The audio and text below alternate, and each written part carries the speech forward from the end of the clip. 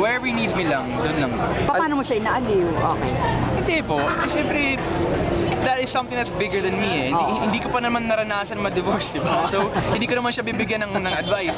Hindi, I mean, yung paano mo siya pinapasaya para at least ma-lessen yung burden sa Hindi, ayoko mag-overthink. Lalabas kami. Basketball tayo dahil. Let's do something that's healthy. Huwag tayo mag-uupo at magmumukmuk sa isang tabi, di ba? Anong advice ang pinaka-importante na bigay sa'yo ng tatay mo regarding love and women? Ano po? Or ikaw nagbibigay ng advice sa kanya na ngayon? Hindi mo na nagtatanong. Wala pa naman tayo dyan eh. Bata pa tayo, trabaho muna tayo. Pero anong advice? Siyempre, about love and women and you have a close bond as father and son. You know, we haven't really had this conversation, but kung sinabi mo sa akin ngayon na itanong ko siya, sabihin niya lang sa akin, anak, alam mo na.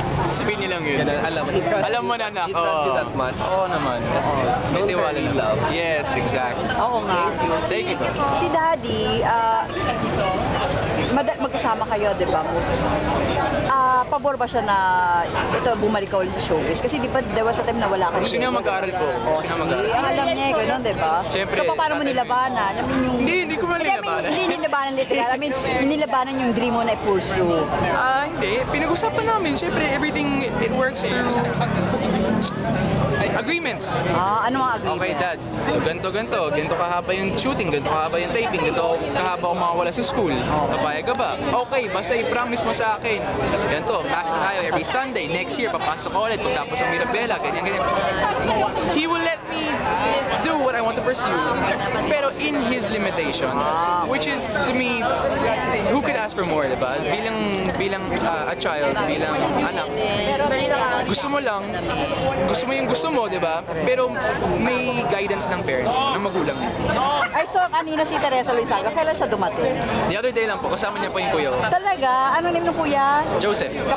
Anak siya sa... Asawa naman. Oo, na ngayon, di ba? Hindi na po siya. Naghiwalay na rin siya pala. So, bakit siya dumating na Manila? For me, po, siyempre, binibisita po ako. Kasi kung hindi sila pumunta dito, ako pupunta ng Australia. Kaya pinagkakamalan ng mga tao, nawawala po ako. Hindi po, I used to live in Australia, kaya bumabalik na po ako dun for citizenship. Kailangan ko talaga. Magpakita. So, ngayon nandito si Mami. Hanggang kailan si Mami? Sandali lang po eh. Mga 10 days na lang. So, paano kayo magbabanding ni Mami na kay Daddy ka? Ay, hindi po. Dito si Mami. Doon ka muna sa bahay ni Teresa? Hindi, kasama ko rin si Mami po. Ano lang, ibang house. Ibang house. So, meron ka pa bang gustong gawin, Diego? Kasi for a time, di ba, nasayang, parang pagganong ka na eh, di ba? Hindi po. I wouldn't think of it as pag ganun na ako, tapos ngayon napatigil ako. I mean, I wanted to study because everyone kept telling me dapat mag-aaral ka muna. So, I listened to everyone's comment. Bilang sila naman mas matanda sa akin, so sila naman mas makakaalam.